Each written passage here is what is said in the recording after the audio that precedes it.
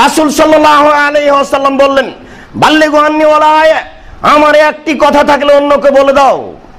বনি ইসরায়েলের কাহিনী বলো, কোনো দোষ নেই, সাবধান। আমার কথা বলতে গিয়ে, বনি ইসরায়েলের কথা বলতে গিয়ে কোনো রূপক কথা বলো না। যদি কোনো রূপক কথা বলো, মান কাযাবা আলাইয়া মুতাআম্মিদান ফালিয়াতাবাওয়া মাকাদাহু মিন নার, কেউ যদি কোনো কথা আমার দিকে ধাবিত করে, সেই কথা যদি আমার না হয়, তাহলে তার থাকার জায়গায় জাহান্নাম। প্রায় আমার মিথ্যা কথা বলছে, কিসসা কাহিনী বলছে, রূপক কাহিনী বলছে। উমর রাদিয়াল্লাহু তাআলা আনহু বাড়ি থেকে বের হলেন, শুনেছেন যে বোন ভগ্নিপতি মুসলমান হয়েছে, সেই জন্য মারার জন্য বের হয়ে গেলেন। মোহাম্মদকে মারার জন্য বের হয়েছে। রাস্তায় বলছে যে তুমি মোহাম্মদকে মারতে যাচ্ছ, নিজের ঘর সামলাও। কি হয়েছে? তোমার বোন তো মুসলমান। তো ওখানে গিয়ে বাড়িতে ঢুকে বোনকে মারতে আরম্ভ করেছে। তো মারার পরেও বোন পরিবর্তন হয় না, দুলাভাই পরিবর্তন হয় না। তো এক পর্যায়ে উমর বলছে যে তোমরা কি পড়ছিলে সেটা শোনাও। তখন বোন বলছে যে ভাইয়া এভাবে শোনা যাবে না, আপনি ওযু করেন। কিভাবে ওযু করা লাগে? ওযু কর। তারপরে বোনকে শোনালো সূরা তাহার আয়াত। একবারে ডাহা মিথ্যা কথা। আল্লাহ তাআলার নবী রাতে দোয়া করলেন যে আল্লাহ, আবু জাহাল অথবা উমরকে তুমি মুসলমান করো।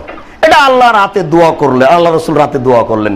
সকালবেলাতেই উমর আর তার ছেলে আব্দুল্লাহ বাপ বেটা মুসলমান হওয়ার জন্য প্রস্তুত। এখন উমর বলছেন যে আব্দুল্লাহ যাও তো, দেখো তো রাসূল কি অবস্থায় আছে। তো এসে দেখলেন যে আল্লাহ রাসূল ঘুমিয়ে আছে।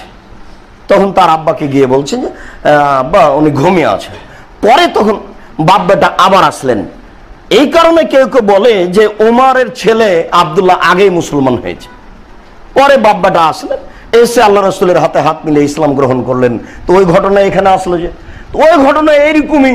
ছোটকালে আপনি যেমন পড়েছিলেন যে মুহাম্মদ সাল্লাল্লাহু আলাইহি ওয়াসাল্লাম যে রাস্তা দিয়ে হাঁটতেন, একজন বুড়ি সে রাস্তায় কাঁটা পুঁতে রাখতো। নবীর পায়ে কাঁটা ফুটলে বুড়ি খুশি হতো। একদিন নবী দেখলেন রাস্তায় কাঁটা নেই, নবী ভাবলেন বুড়ির কিছু হয়েছে, তাই তিনি তার বাসায় গেলেন। দেখলেন সত্যিকারই সে অসুস্থ, তিনি পরিচর্যা করলেন, বুড়ি ভালো হয়ে গেল। একবারে ডাহা মিথ্যে কথা, কোনো প্রমাণ নেই। 30 পারা কোরআন আছে, এরপরে হুজুরের হয় না। হুজুরকে কাহিনী কেসা বলা লাগে। 23 বছরের হাদিস আছে রাসূলের।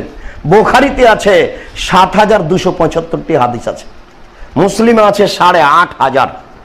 এরপরেও হুজুরের হয় না। হুজুরকে মিথ্যা কথা বলা লাগে। মুসাল্লিও যেমন, হুজুরও তেমন। তাহলে কি করে হবে?